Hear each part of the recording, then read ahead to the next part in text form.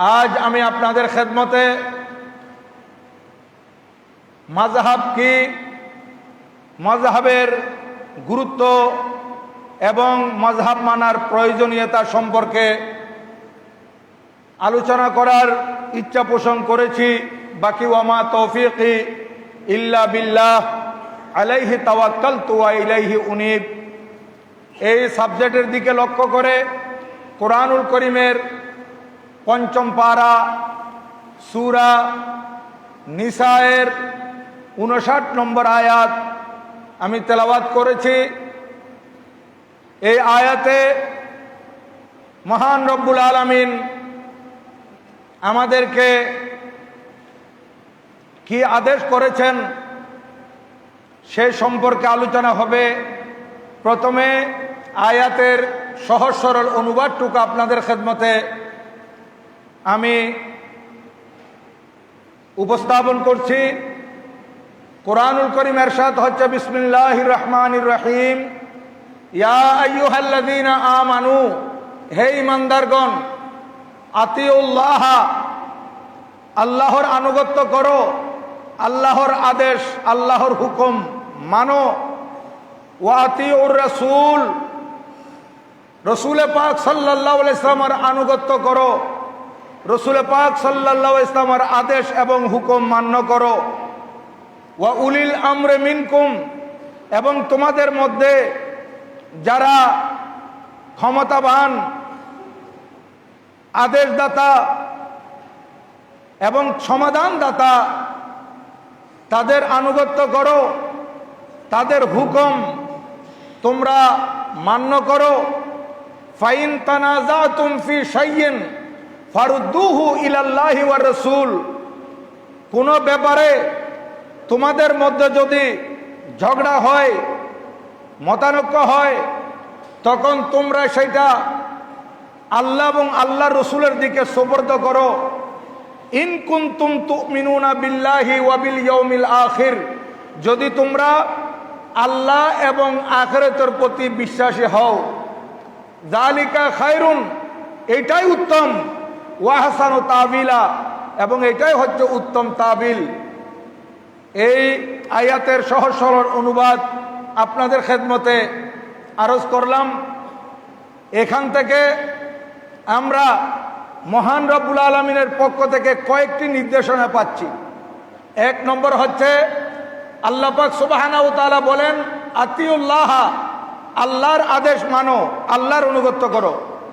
দুই নম্বর হচ্ছে আতিউর রাসূল, রসুল পাকের আনুগত্য করো, রসুল পাকের হুকুম মানো। তৃতীয় নম্বর হচ্ছে ওয়া উলিল আমরে মিনকুম, তোমাদের মধ্যে যারা ক্ষমতাবান, সমাধানদাতা, তাদের হুকুম তোমরা মানো। এখানে একটা কথা খেয়াল রাখবেন, আল্লাহ পাক সুবহানাহু ওয়া তাআলার আনুগত্যের কথা আল্লাহ পাক স্পেশালভাবে বলেছেন, আতিউল্লাহ, আল্লাহর আনুগত্য করো। আবার রসুল পাকের আনুগত্যের ব্যাপারে যখন আসছে, তখন আবার বলতেছেন ওয়া আতিউর রাসূল, রসুল পাকের আনুগত্য করো। কিন্তু ক্ষমতাবান যারা, সমাধানদাতা যারা, তাদেরকে মানার ব্যাপারে যখন আসছে, তখন ওয়া আতিউ উলিল আমর বলেন নাই, তখন বলছেন ওয়া উলিল আমরে মিনকুম, আগের গুলার উপর আত্ফ করে।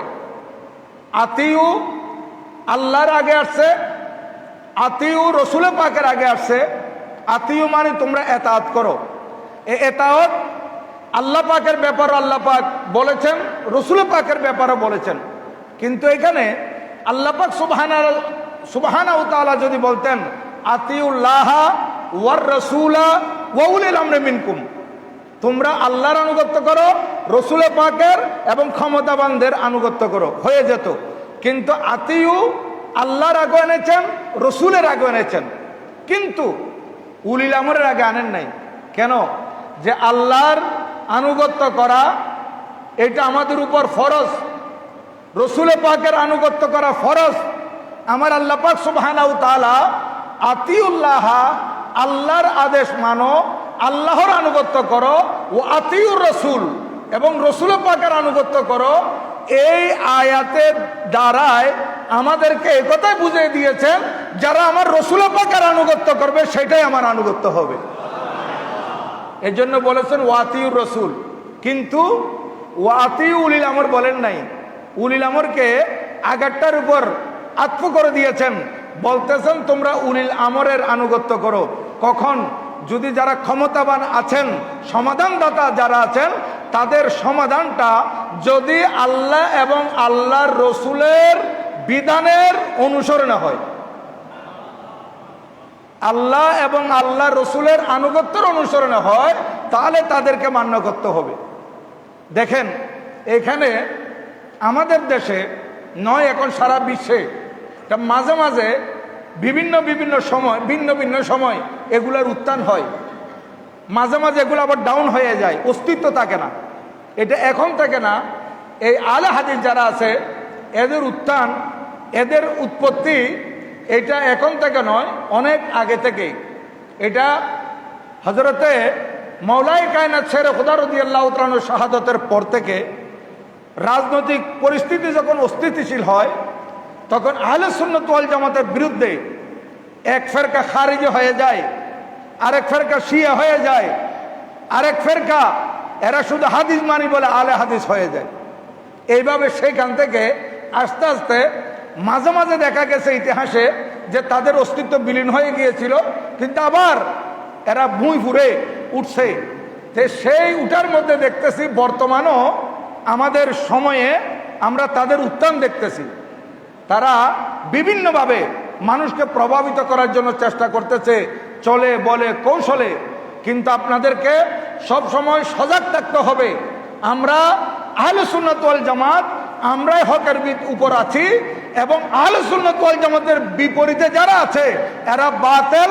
এদের মধ্যে যতই বড় আলেম হোক না কেন, যত বড় দায়ী থাকুক না কেন, যেমন পোশাক পরিধান করুক না কেন, আমরা তাদেরকে মান্য করতে পারবো না।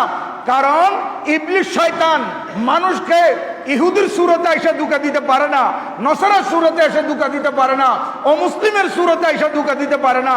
শয়তান যখন মানুষকে ধোঁকা দিতে আসে তখন দরবেশের সুরতে আসে। এজন্য আমাদেরকে বুঝতে হবে, এরা যে দরবেশের সুরত নিয়েছে, এরা আসলে দরবেশ নয়। কোরআনুল কারীমে আল্লাহ পাক সুবহানাহু ওয়া তাআলা যে ইরশাদ করেছেন, আল্লাযী ইউওয়াসবিসু ফি সুদুরিন নাস মিনাল জিন্নাতি ওয়ান নাস। আমার আল্লাহ বলেন, যারা মানুষের অন্তরে কল্পনা জল্পনা ঢালে, মানুষকে ধোঁকা দেয়, এরা দুই শ্রেণীর। একটা হচ্ছে জিন শ্রেণী, আর একটা হচ্ছে মানুষ শ্রেণী। একটা জিন আর একটা মানুষ। তাহলে বোঝা গেল এই মানুষগুলো বিভিন্ন সময়ে আমাদেরকে ধোঁকা দেওয়ার জন্য চেষ্টা করবে, তাদের পথে মতে নিয়ে যাওয়ার জন্য চেষ্টা করবে। এখন আমরা তাদের এই স্বরূপগুলা উন্মোচিত হতে দেখতেছি। এরা যে দিন ধর্মের নামে দিন ধর্মকে পাত্তাই দেয় না, নাম মুখের উপর ইসলামের, কিন্তু ইসলামের গুরুত্ব তাদের কাছে নাই। নামাজ তারা পড়ার কথা বলে, কিন্তু মসজিদের গুরুত্ব যে তাদের কাছে নাই, এটা বর্তমানে আলহামদুলিল্লাহ এখন তো বিজ্ঞানের উন্নতির যুগ, এখন ফেসবুক, ইউটিউব, আরো কি কি এগুলার যুগ। এই সময় আমরা দেখতে পাচ্ছি তাদের অপকর্মগুলো। এরা মসজিদ সর্বশ্রেষ্ঠ জায়গা, ইদানিং আপনারা দেখেছেন এই সমস্ত আলে হাদিস, লামাযহাবি বলেন, সালাফি বলেন, এদের বিভিন্ন নাম, এরা মসজিদের মধ্যে পর্যন্ত ফুটবল খেলতেছে। আপনারা দেখছেন, অনেকে দেখছেন, আর যারা দেখেন নাই, যারা দেখছেন তাদের থেকে আপনারা দেখে নিতে পারবেন। এটা ফেসবুকের মধ্যে স্পষ্ট আছে। এবং তারা এগুলা কেন করে? এরা বলতেছে এগুলা হাদিস শরীফে আছে। নাউজুবিল্লাহি মিন যালিক। একটা হাদিসে পাক আছে যেখানে এরা হাবশার লোকেরা মসজিদের মধ্যে খেলতেছিল। এরা কি খেলা? এরা প্রশিক্ষণ নিতেছিল যুদ্ধের। কোথায় যুদ্ধের প্রশিক্ষণ নেওয়া আর কোথায় ফুটবল খেলা। এই জন্য তো তারা আজকে পথহারা হয়ে গেছে। আমরা মজহাব মানি, তারা মজহাব মানে না। মজহাব কেন মানতে হয়? মজহাব মানে হচ্ছে মত, মজহাব মানে হচ্ছে পথ। মজহাব শব্দের অর্থ হচ্ছে মত, মজহাব শব্দের অর্থ হচ্ছে পথ। তাহলে মজহাব কাকে বলে? শব্দ অর্থ তো বুঝলাম, মত, পথ, রাস্তা। এ মজহাব কাকে বলে? মজহাবের সংজ্ঞা কি? মজহাবের সংজ্ঞা হচ্ছে মুস্তাহিদগণ, যারা মুস্তাহিদ, যাদের ব্যাপারে আমার নবী যে হাদিসে পাকে সুস্পষ্টভাবে বলেছেন যে যারা মুস্তাহিদ হবেন তারা ইস্তেহাদ করতে গিয়ে ওনাদের ইস্তেহাদটা যদি শুদ্ধ হয়, সঠিক হয়, তাহলে তাদের জন্য হচ্ছে 2 গুণ সওয়াব। আর মুস্তাহিদগণ ইস্তেহাদ করতে গিয়ে ওনাদের গবেষণায়, ওনাদের চিন্তা ভাবনায় যদি ইস্তেহাদটা ভুল হয়, তাহলে গুনাহ হবে না, সেখানে একটা সওয়াব আছে।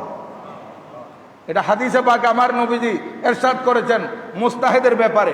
তাহলে আজকে যারা বলে কোরআন মানি, হাদিস মানি, আর কিছু মানে না, তাহলে তাদের কথার দ্বারাই বোঝা গেল তারা কোরআনও মানে না। কেন?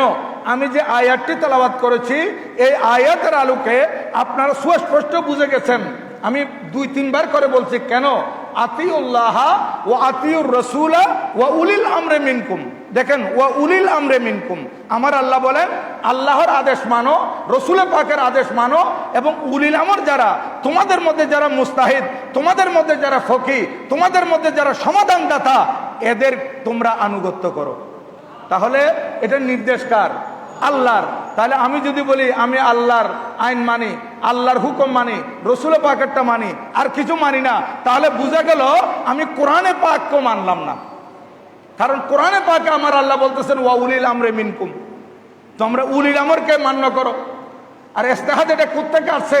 ইস্তেহাদ এটা এখনের ব্যাপার নয়, এটা নবী পাক সাল্লাল্লাহু আলাইহি ওয়াসাল্লাম হাদিসে পাকে বলেছেন ইস্তেহাদের ব্যাপারে। আর এদিকে দেখেন হযরতে সৈয়দনা মুআয ইবনে জবল রাদিয়াল্লাহু তাআলা আনহু, আমার নবীজির সাহাবী মুআয ইবনে জবল, হযরতে সৈয়দনা মুআয ইবনে জবল রাদিয়াল্লাহু তাআলা আনহুকে আমার নবীজি ইয়েমনের গভর্নর করে পাঠাবেন। ইয়েমন দেশে শাসনকর্তা হিসেবে আমার নবীজি ওনাকে প্রেরণ করবেন।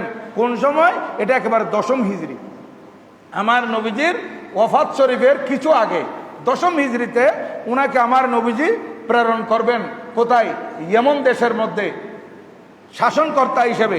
আমার নবীজি ইরশাদ করেন, ইয়া মুআয, ও মুআয শুনো, কালা কাইফা তাকজি ইজা আরাদা লাকা কদাউন, যদি কোনো মুকদ্দমা তোমার দরবারে পেশ করা হয়, তাহলে তুমি কিভাবে ফয়সালা দিবে বলো। দেখেন নবীজি ইরশাদ করতেছেন, আই মুআয বিন জবল, তোমার সামনে যদি কোনো মোকদ্দমা আসে, এটা তুমি ফয়সালা কিভাবে দিবে বলো। হাদিসে পাকে আসতেছে, লাম্মা আরাদা আইয়াবাসা মুআযান ইলাল ইয়ামান, আল্লাহর নবীজি যখন হযরতে মুআয বিন জবল রাদিয়াল্লাহু তাআলা আনহুকে ইয়ামানের দিকে প্রেরণ করার শাসনকর্তা হিসেবে পাঠানোর ইচ্ছা পোষণ করলেন, কালা নবীজি ইরশাদ করলেন, কাইফা তাকদি ইজা আরাদা লাকা কদাউন, মুকদ্দমা আসলে তুমি কিভাবে ফয়সালা করবে। উনি কি উত্তর দিলেন? দেখেন নবীজির সাহাবী আমার নবীজিকে উত্তর দিলেন, প্রশ্নের উত্তর, ক্বালা আকদি বিকিতাবিল্লাহি তাআলা, ইয়া রাসূলুল্লাহ সাল্লাল্লাহু আলাইহি ওয়াসাল্লাম, আমার সামনে যদি কোনো মোকদ্দমা আসে, আমি কোনো আমার সামনে কোনো বিচার আছে, তখন এটা ফয়সালা করব কোরআন শরীফ অনুসারে। আকদি ইয়া রাসূলুল্লাহ, আমি কুরআনুল কারীম মতে এটা ফয়সালা করব। ক্বালা ফাইল্লাম তাজিদ ফি কিতাবিল্লাহ, এই মুআয, এই মুকদ্দমার ফয়সালা তুমি যদি কোরআন শরীফে খুঁজে না পাও, কোরআন শরীফে যদি তুমি এটার কোনো সমাধান না পাও, তখন কি করবে? ক্বালা, তখন তিনি উত্তর দিলেন, ইয়া রাসূলুল্লাহ ফাবিসুন্নাতি রাসূলিল্লাহ সাল্লাল্লাহু আলাইহি ওয়াসাল্লাম, ইয়া রাসূলুল্লাহ, ও আল্লাহর প্রিয় মাহবুব, যখন আমি কোরআন শরীফের সমাধান পাবো না, তখন আমি হাদিস শরীফের দিকে যাব। আল্লাহর প্রিয় মাহবুব সাল্লাল্লাহু আলাইহি ওয়াসাল্লামের হাদিসে পাক থেকে এটার সমাধান দিয়ে দেব। হাদিসে পাক থেকে আমি সমাধান দেব। তখন আমার নবীজি আবার জিজ্ঞাসা করলেন, ক্বালা ফাইল্লাম তাজিদ বিসুন্নতি রাসূলিল্লাহ ওয়ালা ফি কিতাবিল্লাহ, ও মুআয, যদি তুমি এর সমাধান হাদিস শরীফে খুঁজে না পাও, কোরআন শরীফে খুঁজে না পাও, তখন তুমি কি করবে? কথা খুব বুঝে নিবেন। এখন মূল কথায় চলে আসলাম। হযরতে সাইয়্যিদানা মুআয রাদিয়াল্লাহু তাআলা আনহু বললেন, ক্বালা আজতাহিদু বিরাই, ইয়া রাসূলুল্লাহ, এর সমাধান যখন কোরআন শরীফও পাবো না, হাদিসে রাসূলও পাবো না, তখন আমি চিন্তা ভাবনা করে আমি ইস্তেহাদ করব। দেখেন ইস্তেহাদ, চিন্তা ভাবনা করে গবেষণা করে সমাধান দেওয়া কোরআন সুন্নাহর আলোকে, এটা কোত্থেকে এসেছে? তখন উনি বললেন, ইয়া রাসূলুল্লাহ, আমি যখন কোরআন শরীফও পাবো না, হাদিস শরীফের সমাধান পাবো না, তখন আমি চিন্তা ভাবনা করে গবেষণা করে আমি ইস্তেহাদ করে এর সমাধান দেব।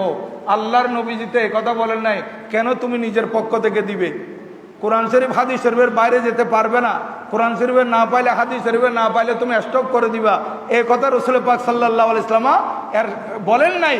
বরং নবীজি এত খুশি হয়েছেন, খুব বেশি খুশি হয়েছেন, হযরতে সাইয়্যিদানা মুআয ইবনে জবল রাদিয়াল্লাহু তাআলার উত্তরে আমার নবীজি এত বেশি খুশি হয়েছেন, এটা প্রচলনটা আমাদের মাঝে আসে। কোন একজন ছাত্র ওস্তাদের সামনে দাঁড়িয়ে ভালো উত্তর দিতে পারলে ওস্তাদ খুশি হয়ে তার বক্কের উপর হাত মারে, খুব ভালো করেছো। দেখেন আমার নবীজির সুন্নত এটা। নবীজি কি করলেন? ক্বালা ফাদারাবা রাসূলুল্লাহ সাল্লাল্লাহু আলাইহি ওয়াসাল্লাম ফি সাদরিহি। আল্লাহর নবীজি হযরত মুআয বিন জবল রাদিয়াল্লাহু তাআলা বক্কের মধ্যে এভাবে হাত মেরেছেন, হাত রেখে বলতেছেন আল্লাহর নবীজি, ওয়া ক্বালা আলহামদুলিল্লাহ। নবীজি ইরশাদ করলেন সমস্ত প্রশংসা আল্লাহর। আল্লাহর গুণগান করতেছেন, আল্লাহর প্রশংসা করতেছেন। এবং নবীজি আরো ইরশাদ করলেন, ওয়াফাকা রাসূলুল্লাহ সাল্লাল্লাহু আলাইহি ওয়াসাল্লাম লিমা ইউরদি রাসূলুল্লাহ সাল্লাল্লাহু আলাইহি ওয়াসাল্লাম। আল্লাহু জাল্লা মজদুর সমস্ত প্রশংসা যে আল্লাহ রসুলে পাকের রসুলকে, রসুলা রসুলিল্লাহ, অর্থাৎ আমার নবী যে আল্লাহর রসুল, আর যিনি যাচ্ছেন ইনি আমার রসুলে পাকের দূত, রসুলে পাকের পক্ষ থেকে প্রেরিত। এই জন্য বলতেছেন ওয়াফাকা রসুলা রসুলিল্লাহ। আল্লাহ রসুল সাল্লাল্লাহু আলাইহি ওয়াসাল্লাম যাকে শাসনকর্তা হিসাবে ইয়ামানের দিকে প্রেরণ করতেছেন, তাকে আল্লাহ জাল্লা শানুহু এমন তৌফিক দান করেছেন যে কোরআন শরীফও যদি সমাধান না পায়, হাদিসের রাসূলও যদি সমাধান না পায়, তাহলে উনি যে ইস্তেহাদ করে চিন্তা ভাবনা করে সমাধান দিবে, এইরকম যোগ্যতা, এরকম ক্ষমতা আল্লাহ পাক আল্লাহর বান্দাকে দান করেছেন, আমার মুআযকে দান করেছেন। এই কথা বলে নবীজি বলেছেন এমন তৌফিক আল্লাহ পাক হযরতে মুআযকে দিয়েছেন, যে কথা শুনে, যে তৌফিক দেখে আল্লাহর রসুল নিজেই খুশি হয়ে গেছেন। বড় করে বলুন সুবহানাল্লাহ। তাহলে এবার বুঝেন ইস্তেহাদ কোত্থেকে আসছে। আর কোরআন শরীফে আছে সরাসরি কোন একটা জিনিস, এটা কোরআন শরীফ থেকে নেব। হাদিসে পাকে আছে সরাসরি আমরা হাদিসে পাক থেকে নেব। কোরআন শরীফও পাচ্ছি না সমাধান, হাদিসে পাকও পাচ্ছি না, তখন আমাদেরকে মুস্তাহিদিনদের গবেষণা, যারা ওনারা ইস্তেহাদ করে বের করেছেন, সেই দিকে আমাদেরকে অবশ্যই যেতে হবে। এই জন্য যেমন আমরা যে রোজা রাখি, এই রোজার ব্যাপারে সুস্পষ্ট কোরআনুল কারীমে আছে, শাহরু রমাদান আল্লাযী উনজিলা ফীহিল কুরআন হুদাল লিন-নাস ওয়া বায়িনাতিন মিনাল হুদা ওয়াল ফুরকান ফামান শাহিদা মিনকুমুশ শাহরা ফালইয়াসুমহু। আমার আল্লাহ বলেন, এটা মূল কথাটা বলে দিচ্ছি, ফামান শাহিদা মিনকুমুশ শাহরা ফালইয়াসুমহু। তোমরা যখন মাস পাবে, এই মাস পেলে তোমরা রোজা পালন করো। তাহলে দেখেন, ফামান শাহিদা মিনকুমুশ শাহরা ফালইয়াসুমহু, তোমরা যদি এই মাস পাও তাহলে তোমরা রোজা পালন করো। এই যে মাহে রমজানুল মুবারকের রোজা ফরজ, এই আয়াতের আলোকে এখন এখানে তো আছে মাস পেলে রোজা রাখো, কয়টা রাখো সেইটা আছে। আমরা কয়টা রাখবো? 29টা রাখবো না 30টা রাখবো, এইটা আমরা কোরআন শরীফে পাবো না। এটা খুঁজলে এইটার সমাধানের জন্য যাইতে হবে হাদিসে রাসূলে, এটার জন্য যাইতে হবে আমার নবীজির হাদিসে পাকে।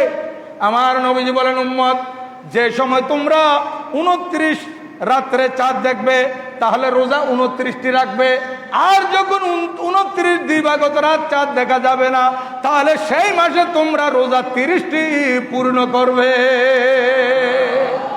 তাহলে এর সমাধান আমরা হাদিসে পাক থেকে পেয়ে গেলাম। আর আমার নবীজি ইরশাদ করেন, ফাইন গুম্মা আলাইকুম ফাকমিলুল ইদ্দাতা সালাসিন। যদি তোমরা দেখো 29-এ যখন চাঁদ দেখতে যাবে, আকাশ মেঘাচ্ছন্ন, চাঁদ দেখা যাচ্ছে না, চাঁদ দেখার কোনো সুযোগ নাই, দূরবীক্ষণ যন্ত্র দিয়েও দেখা গেল চাঁদ স্পষ্ট হচ্ছে না, তখন তোমরা 30 রোজা পূরণ করে নাও। তাহলে যেই সময় 29-এ শাওয়ালের চাঁদ উদিত হবে তখন আমরা রোজা রাখবো রমজান শরীফের 29টি, আর যখন শাওয়ালের চাঁদ উদিত হবে রমজান শরীফের 30 পূর্ণ হয়ে, তাহলে আমরা মাহে রমজানের রোজা রাখবো 30টি। আর যদি আকাশ মেঘাচ্ছন্ন হয়, চাঁদ দেখা না যায়, তারপরে আমাদেরকে পরিপূর্ণ কয়টা করতে হবে? 30টি। এই সমাধান পেলাম কোত্থেকে? হাদিসে পাকের মধ্যে। এখন এবার আসেন হযরত সৈয়দনা সিদ্দিক আকবর রাদিয়াল্লাহু তাআলা আনহু, ইনি ইসলামী জাহানের ত্রাণকর্তা এবং ইসলামের প্রথম খলিফা। উনি যে প্রথম খলিফা হলেন, এটা কোরআন শরীফে আছে না হাদিস শরীফে আছে? বলেন। এখন কোরআন শরীফে কোন আয়াতে আছে আমার নবীজির পরে হযরত সিদ্দিক আকবর রাদিয়াল্লাহু তাআলা আনহু প্রথম খলিফা হবেন? এবং হাদিস শরীফে সুস্পষ্টভাবে কোন হাদিসে পাকে আছে যে আমার নবীজি বলেছেন, এরশাদ করেছেন আমার পরে আবু বকর সিদ্দিক রাদিয়াল্লাহু তাআলা আনহু খলিফা হবেন? তাহলে এটা আমরা কোরআন শরীফে খুঁজলে পাবো না, হাদিসে পাকের মধ্যে ইঙ্গিত পাবো, কিন্তু স্পষ্টভাবে পাবো না। এই কারণে সাহাবায়ে কেরাম বসে ঐক্যমত হয়েছেন, ওনারা এটার উপর ঐক্য মতে সিদ্ধান্ত নিয়েছেন যে আল্লাহর পেয়ারা মাহবুব সাল্লাল্লাহু আলাইহি সাল্লাম অসুস্থ থাকা অবস্থায় উনাকে যখন মুসাল্লা দান করেছেন, এটাই ইঙ্গিত বহন করে যে আমার নবীজির ইন্তেকালের পর প্রথম খলিফা হযরত সিদ্দিক আকবর রাদিয়াল্লাহু তাআলা। এটা হচ্ছে সাহাবায়ে কেরামের ঐক্যমত। তাহলে সিদ্দিক আকবর রাদিয়াল্লাহু তাআলা প্রধান খলিফা হওয়ার ব্যাপারে আমরা কোরআন হাদিসে সুস্পষ্ট কোনো বর্ণনা পাই নাই, হাদিসে পাকের মধ্যে কোনো সুস্পষ্ট বর্ণনা পেলাম না। সুতরাং আমরা সিদ্দিক আকবর রাদিয়াল্লাহু তাআলা যে প্রথম খলিফা, এটা মেনে নিয়েছি। কিভাবে আমরা এটা মানলাম? যে সাহাবায়ে কেরামের ঐক্যমত, সাহাবায়ে কেরামের ঐক্যমত। এখন তারা বলবে যে হ্যাঁ ঠিক আছে, সাহাবায়ে কেরামের ঐক্যমত আমরা মেনে নিলাম, কিন্তু হানাফি, শাফিঈ, মালিকি, হাম্বলি এগুলো কোত্থেকে আসলো? এগুলো তো আরো পরে। সাহাবায়ে কেরামের যুগে কোনো মাযহাব ছিল কিনা এটা নিয়ে যদি আলোচনা করতে যাই অনেক সময়ের প্রয়োজন আছে। সংক্ষেপে আমি এতটুকু বলবো, হ্যাঁ মাযহাব ছিল। আমি আপনাদের খেদমতে বলি যে আমার নবীজি যতদিন বাহায়াত ছিলেন, দুনিয়াবি হায়াতে, সাহাবায়ে কেরাম কোনো সমস্যার সম্মুখীন হলে নবীজির দ্বারস্থ হতেন, আমার নবীজি সমাধান দিয়ে দিতেন, অথবা আমার নবীজি আল্লাহর পক্ষ থেকে সমাধান আসার অপেক্ষা করতেন। আয়াত নাযিল হতো, তখন আমার নবীজি সাহাবায়ে কেরামকে সেই সমাধান দিয়ে দিতেন কোরআন এবং সুন্নাহর আলোকে। কিন্তু দেখা যাচ্ছে নবীজির ইন্তেকালের পর সাহাবায়ে কেরাম কাকে মেনেছিলেন, কিভাবে মেনেছিলেন? আমাদের প্রিয় নবীজি সাল্লাল্লাহু আলাইহি ওয়াসাল্লামের ইন্তেকালের পর দেখা যাচ্ছে মক্কা শরীফে সাহাবায়ে কেরাম মেনেছিলেন হযরত সৈয়দনা আব্দুল্লাহ ইবনে আব্বাস রাদিয়াল্লাহু তাআলা আনহুকে। নবীজির ইন্তেকালের পর মক্কাবাসীরা কাকে মানতেন? হযরত সৈয়দনা আব্দুল্লাহ ইবনে আব্বাস রাদিয়াল্লাহু তাআলা আনহুকে। কোনো সমস্যা দেখা দিলে ওনারা হযরত আব্দুল্লাহ ইবনে আব্বাস রাদিয়াল্লাহু তাআলা আনহুর কাছে যেতেন, উনি এটা সমাধান দিয়ে দিতেন। উনি মুস্তাহিদ ছিলেন এবং মক্কা শরীফে ছিলেন। মদিনাবাসীরা কি করতেন? এখন মদিনাবাসীরা মেনেছিলেন কাকে? আমার নবীজির ইন্তেকালের পর মদিনা শরীফে হযরত যায়েদ বিন সাবিত রাদিয়াল্লাহু তাআলা ছিলেন, হযরত যায়েদ বিন সাবিত রাদিয়াল্লাহু তাআলা থেকে সমাধান নিতেন। এইভাবে ইরাক এবং কুফার মধ্যে কে ছিলেন? ইরাক এবং কুফার মধ্যে ছিলেন হযরত আব্দুল্লাহ ইবনে মাসউদ রাদিয়াল্লাহু তাআলা আনহু। কোন সমস্যার সমাধানের জন্য ওনারা হযরত আব্দুল্লাহ ইবনে মাসউদ রাদিয়াল্লাহু তাআলা আনহুর কাছে আসতেন। আর ইয়মনবাসীরা, এখন তো আপনারা হাদিসে পাকে পেলেন, ইয়মনবাসীদের জন্য আমার নবীজি প্রেরণ করেছিলেন হযরত মুআয ইবনে জবল রাদিয়াল্লাহু তাআলা আনহুকে। ইয়মনের লোকেরা সিদ্ধান্তের জন্য, সমাধানের জন্য যেতেন কার কাছে? হযরত সাইয়্যিদনা মুআয বিন জবল রাদিয়াল্লাহু তাআলা আনহুর কাছে। এজন্য হযরতে আব্দুল্লাহ ইবনে আব্বাস রাদিয়াল্লাহু তাআলা আনহু মক্কা শরীফে ছিলেন। ওনার পরে ওনার শিষ্য, ওনার পরে ওনার শিষ্য এইভাবে আস্তে আস্তে হযরত ইমামে শাফিঈ রাহমাতুল্লাহ আলাইহি পর্যন্ত যখন আসলো, হযরত আব্দুল্লাহ ইবনে আব্বাস রাদিয়াল্লাহু তাআলা আনহুর যে রওয়ায়াতগুলো আছে, উনার যে সমাধানগুলো আছে, এগুলো সাজিয়েছেন হযরত ইমামে শাফিঈ রাহমাতুল্লাহ আলাইহি। ওখান থেকে শাফিঈ মাযহাব আসলো। আর ইমামে আজম রাহমাতুল্লাহ আলাইহি বাড়ি কোথায়? কুফা। উনি হযরত সৈয়দনা আব্দুল্লাহ ইবনে মাসউদ রাদিয়াল্লাহু তাআলা আনহুর যে সমাধান, যে রায়, ওনার যে মশালা মশাইল, এগুলার আলোকে উনি এগুলাকে সাজিয়েছেন।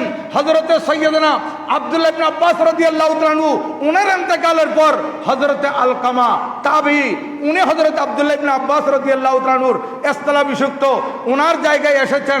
হযরত আলকামা রাদিয়াল্লাহু তাআলা আনহুর ইন্তেকালের পর দেখা গেল হযরত ইব্রাহিম নখঈ রাদিয়াল্লাহু তাআলা আনহু উনি এসেছেন, উনি এগুলা দিয়ে সমাধান দিতেন। উনার পরে তারপরে এসেছে হযরত হাম্মাদ বিন আবি সুলাইমান রাদিয়াল্লাহু তাআলা আনহু, উনার ইন্তেকাল হয় 124-এ। উনার পরে এসেছেন ইমামে আজম আবু হানিফা রাহমাতুল্লাহ আলাইহি। এখন ইমামে আজম আবু হানিফা রাহমাতুল্লাহ আলাইহি এই যে হযরত আব্দুল্লাহ ইবনে মাসউদ রাদিয়াল্লাহু তাআলা আনহুর যে সমাধান, যে মশালা, ওনার পরে হযরত আলকামা এটা হাল ধরা ছিলেন। ওনার পরে হযরত ইব্রাহিম নখী এটা সব কিছু ঠিকঠাক করে দিয়েছেন। এরপরে আসছেন হযরত হাম্মাদ রাদিয়াল্লাহু তাআলা আনহু, ওনারা হযরত আব্দুল্লাহ ইবনে মাসউদ রাদিয়াল্লাহু তাআলা আনহুর এই মশালাগুলো দিয়ে সমাধান দিতে দিতে হযরত ইমামে আজম আবু হানিফা রাহমাতুল্লাহর সময় যখন আসলো, দেখা গেল উনি এগুলো সব কিছু সংকলন করে একত্রিত করে উম্মতের সামনে পেশ করে দিয়েছেন। এই জন্য এটাকে হানাফি মাযহাব বলা হয়। এখন আবার প্রশ্ন করবে, কারণ এদের প্রশ্নের কোনো শেষ নাই। যেটা হানাফি মাযহাব বললাম, তো আপনি তো বললেন এখন হযরত আব্দুল্লাহ ইবনে মাসউদ রাদিয়াল্লাহু তাআলা আনহুর সময় উনি কুফার মধ্যে ছিলেন, ইরাকের মধ্যে ছিলেন, তাহলে এটা মাযহাবে আব্দুল্লাহ ইবনে মাসউদ বলতে পারতো না? প্রশ্ন একটা করে দিবে, প্রশ্ন শেষ নাই। এখন মাযহাবে হানাফি মাযহাব কেন হচ্ছে? এটা আব্দুল্লাহ ইবনে মাসউদের তো মাযহাব কেন হয় নাই? তো আমি আপনাদের খেদমতে উত্তর দিতে চাই। তারা যেভাবে প্রশ্ন করে সেই রকম উত্তর দিতে গেলে হযরত আব্দুল্লাহ ইবনে মাসউদ রাদিয়াল্লাহু তাআলা আনহু উনি মশালার সমাধান দিয়েছেন। এরপরে হযরত আলকামা, এরপরে হযরত ইব্রাহিম নখী, এরপরে হযরত হাম্মাদ বিন আবি সুলাইমান, ওনারা তো মশালার সমাধান দিয়েছেন, কিন্তু সবগুলোকে সাজিয়েছেন কে? হযরত সাইয়েদনা ইমামে আজম আবু হানিফা রাহমাতুল্লাহ আলাইহি। এই কারণে এটা হানাফি মাযহাব। তাহলে আমি আপনাদের খেদমতে বলি, একটা প্রশ্ন করি। আপনারা প্রত্যেকে জানেন বুখারী শরীফের নাম। বুখারী শরীফ সম্পর্কে আপনারা প্রত্যেকে জানেন, আসমানের নিচে জমিনের উপরে 30 পারা কালামুল্লাহ শরীফের পর যেই কিতাবের স্থান, সেই কিতাবের নাম কি? বুখারী শরীফ। তো বুখারী এটা কার নামে? হযরতে আবু আব্দুল্লাহ মুহাম্মদ বিন ইসমাইল বুখারী। উনি বুখারার জন্ম, এই জন্য বুখারী ওনার নামের দিকে সম্পর্কিত, ওনার নামের দিকে। তাহলে এখানে বুখারী শরীফের মধ্যে কি আছে? এগুলো সব হযরতে ইমাম বুখারী রাদিয়াল্লাহু তাআলা আনহুর মত আছে এখানে। ইমাম বুখারী রাদিয়াল্লাহু তাআলা আনহুর কথা, ইমাম বুখারী রাদিয়াল্লাহু তাআলার সমাধান, এগুলো কি বুখারী শরীফে আছে? না। বুখারী শরীফ উনি সাজিয়েছেন, কিন্তু বুখারী শরীফের মধ্যে সব আমার নবীদের হাদিসে পাক আছে। তো বুখারী শরীফের মধ্যে যেহেতু সব নবীদের হাদিসে পাক, তাহলে এটা বুখারী শরীফ কেন?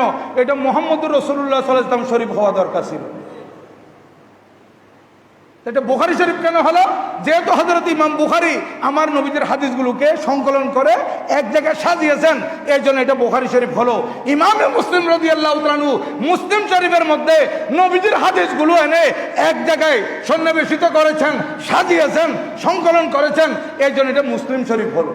অনুরূপভাবে যে মশালা মশাইল হযরত সাইয়েদনা ইমামে শাফিঈ রাহমাতুল্লাহ আলাইহি হযরত আব্দুল্লাহ ইবনে আব্বাস রাদিয়াল্লাহু তাআলা থেকে এনে সাজিয়েছেন, এজন্য এটা মযহাবে ফিকহে শাফিঈ হলো।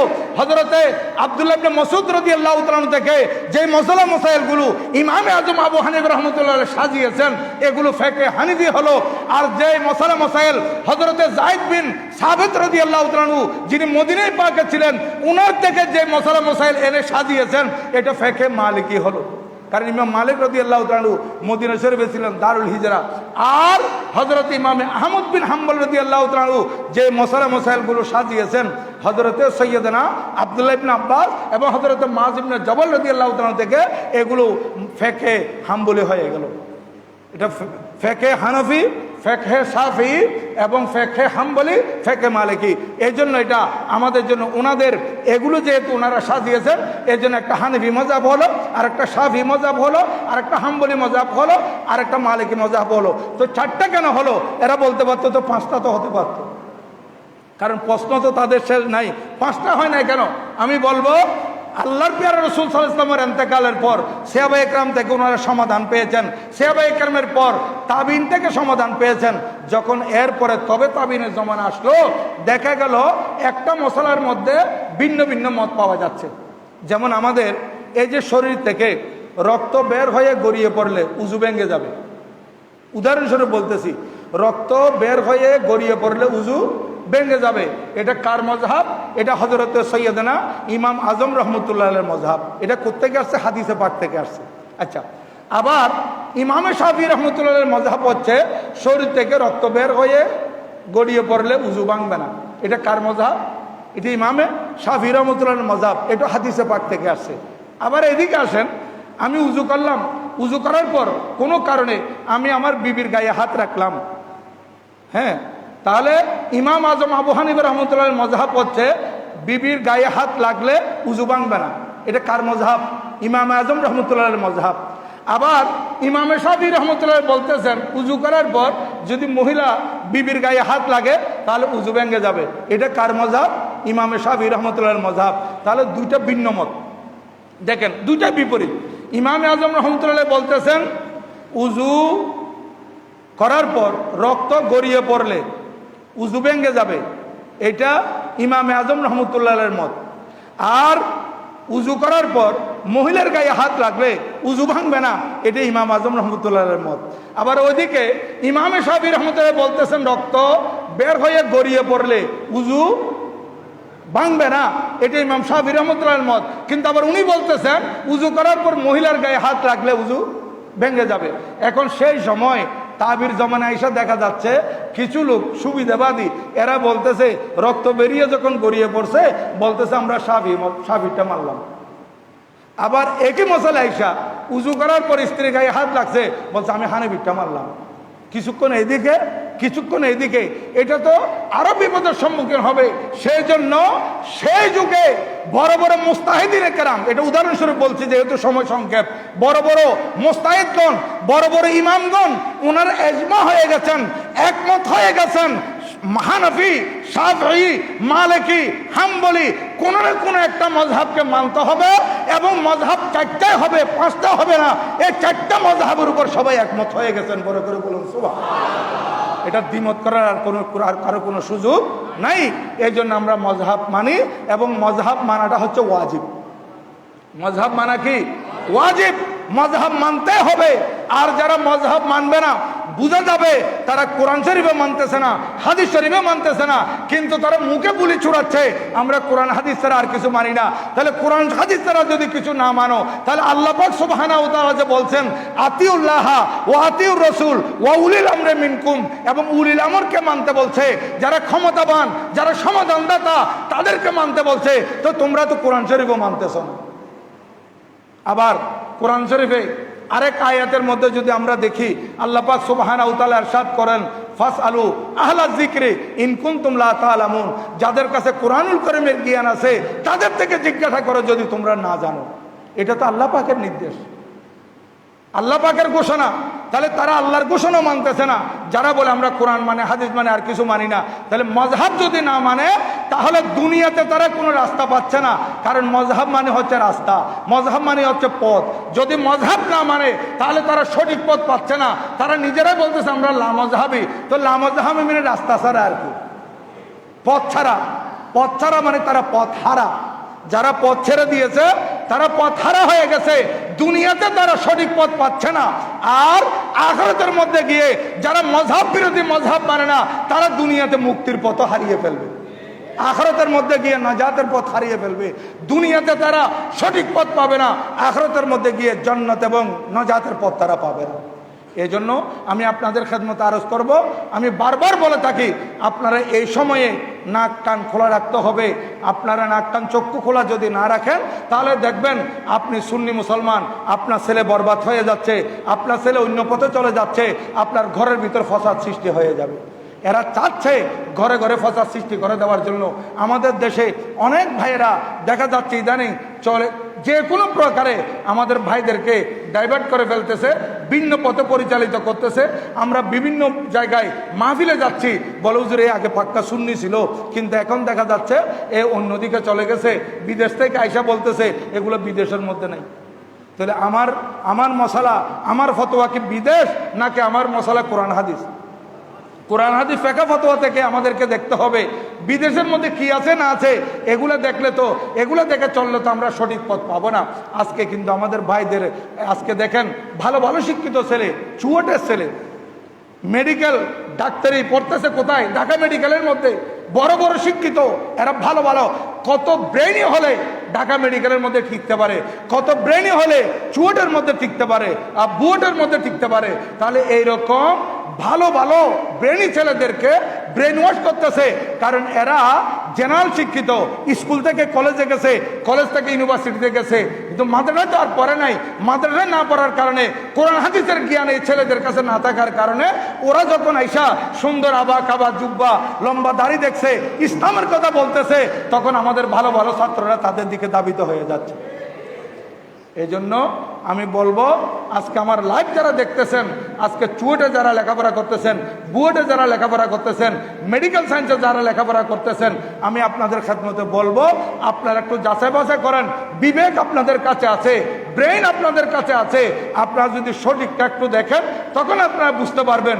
আমি বিশেষ করে আপনাদেরকে অনুরোধ করব, আপনারা লেখাপড়ার পাশাপাশি আমাদের আঞ্জুমানে রহমানিয়া আহমদিয়া সুন্নিয়া ট্রাস্ট থেকে প্রকাশিত তরজুমানে আহলে সুন্নাত মাসিক তরজুমানটা আপনারা একবার প্রতি মাসে মাসে রাখেন, দেখবেন আপনাদের আকীদা শুদ্ধ হয়ে যাবে। এই মাসিক তরজুমানটা যদি আপনারা রাখেন, বাতিলরা আপনাদেরকে গুমরাহ করতে পারবে না। আপনারা তো মনে করতেছেন আল কিল্লা পরে আছে, জুব্বা আবা কাবা আছে, লম্বা দাড়ি আছে, এরা মনে হয় সঠিকের উপর আছে, আর এরা সঠিকের উপর নাই। আপনারা দেখেন, আপনার চুয়েটের ছাত্র, আপনার বুয়েটের ছাত্র, আপনার মেডিকেলের ছাত্র, আজকে যে ইসরায়েল মারতেছে কাদেরকে? ফিলিস্তিনকে, গাজাকে, ছোট ছোট বাচ্চাদেরকে শহীদ করতেছে। এগুলা যারা মানবিক, অথচ ইহুদি। আজকে আপনারা দেখেন আমেরিকার মধ্যে এগুলোর বিরুদ্ধে আন্দোলন হচ্ছে। আমেরিকার মধ্যে পর্যন্ত, আমেরিকার স্কুলে, কলেজে, ইউনিভার্সিটিতে আজকে ইসরায়েল বিরুদ্ধে আন্দোলন হচ্ছে, এবং এই যুদ্ধ বন্ধ করার জন্য বারবার এই মার্কিন প্রেসিডেন্টকে অনুরোধ জানানো হচ্ছে, বিভিন্নভাবে আন্দোলন করতেছে। নিশ্চয়ই আপনাদের মনও কাঁদতেছে। ইসরায়েল যে আক্রমণ করতেছে, এটা আপনারাও সমর্থন করবেন না। বুয়েটে যারা পড়তেছেন, মেডিকেল সায়েন্সে যারা পড়তেছেন, ভালো ভালো ব্রেনি ছাত্ররা, আপনাদের হৃদয়ে রক্তক্ষরণ হচ্ছে যে এত মুসলমান মারতেছে, কিন্তু আপনারা যাদেরকে ফলো করতেছেন, যাদেরকে অনুসরণ করতেছেন, তারা তো ইহুদিদের পক্ষে। আপনারা যাদের কথা মেনে আলে হাদিস হয়ে যাচ্ছেন, লামাজাবি হয়ে যাচ্ছেন, তাদের একটু উল্টাই দেখেন, এরা ইহুদিদের পক্ষে, ইহুদিদের দালাল। এদের ছবি ইহুদিদের পাশাপাশি দেখা যাচ্ছে। আজকে আর কি দলিল লাগবে বলেন? এরা যে ইহুদিদের দালাল, আজকে মুসলমানের ভিতর বিভক্তি করে দেওয়ার জন্য এগুলা করতেছে। কারণ আপনারা জানেন শবে বরাত আমরা আগে থেকে পালন করে আসতেছি, আর ইদানিং এসে বলতেছে শবে বরাতে মসজিদে জমায়েত না হইয়া পতিতালয়ে রাত কাটানো অনেক উত্তম বলছে। তাহলে মুসলমান হলে এই ধরনের কথা বলতে পারে?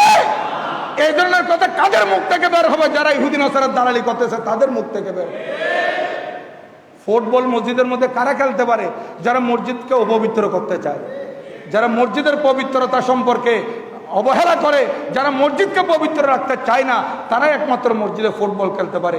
তারপরেও বিবেকবান মানুষ যদি বিবেক হারা হয়ে যায়, বিবেকবান মানুষ যদি তারা বিবেককে প্রশ্ন না করে, ভালো ভালো ব্রেনিয়ান ছাত্ররা আপনারা যদি আপনাদের বিবেককে প্রশ্ন না করে সেই দিকে চলে যান, তাহলে আমাদের করার কিছু থাকবে না। কিন্তু এমন একটা সময় আসবেন যে সময় আপনারা আফসোস করা ছাড়া আর কোনো সুযোগ থাকবে না।